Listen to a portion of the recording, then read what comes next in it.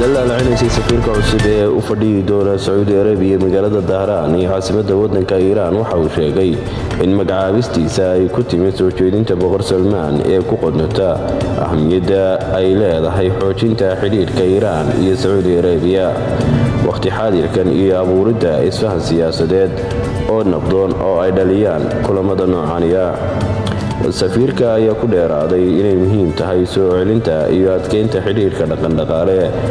iyo iskaashi ee ka dhaxeeya dalalka Iran iyo Saudi Arabia isla markaasina taasi ay labada dal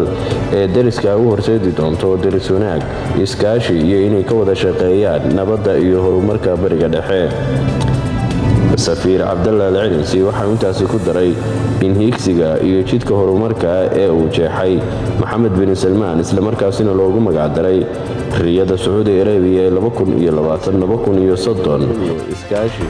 iyo in wanaag iyo isfahan siyaasadeed lagula noolaado dalalka dariska iyo caalamkaba taasina ay tahay ka dambeysay in dowladda Sacuudiga ay mar labaad soo celiso kana la shaqeyso waddanka Iran inay dib u furato safaaradeedii waddanka Iran ee ku taalay magaalada Dahran ee caasimadda waddankaasi